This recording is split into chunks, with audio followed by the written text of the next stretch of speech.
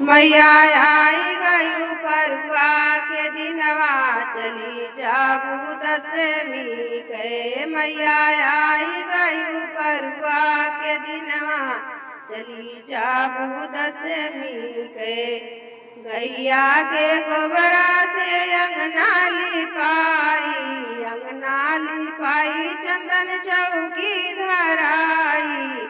अंगना लिपाई चंदन चौकी धराई।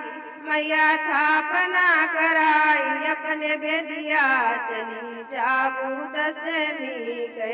मैया थापना कराई अपने बेदिया चली जाबू दशमी के।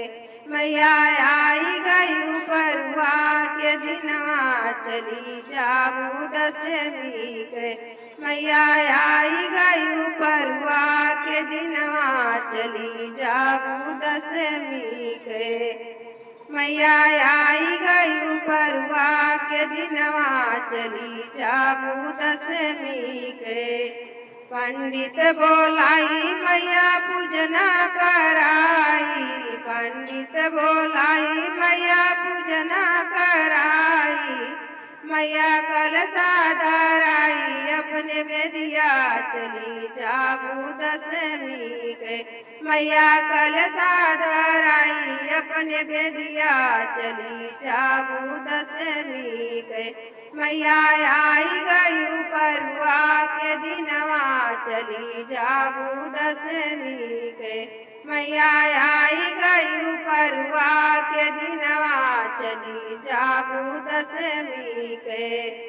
गैया के घियना से दियना जलाई। गैया के घियना से दीपक जलाई। मैया घरवाया जोर की है बाटियू चली जाबू दशमी के।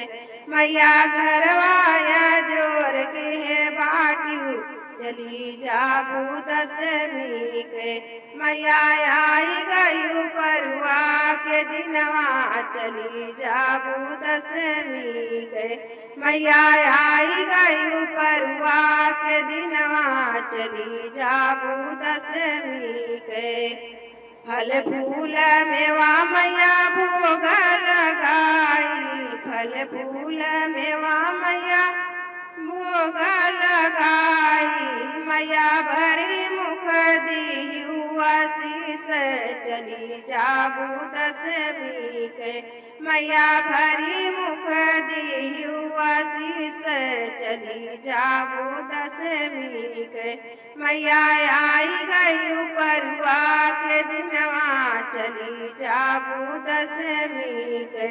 मैया आई गयू परुआ के दिनवा चली जाबू दशमी के।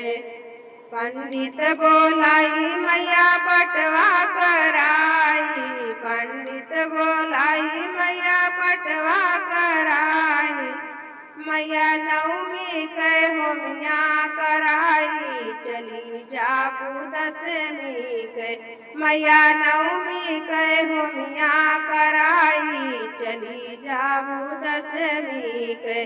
मैया भरी मुख दीहू आशीष चली जाबू दशमी के।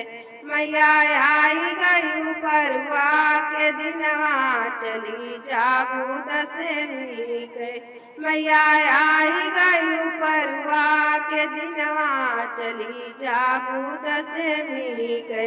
मैया आई गयू परुआ के दिनवा चली जाबू दशमी के।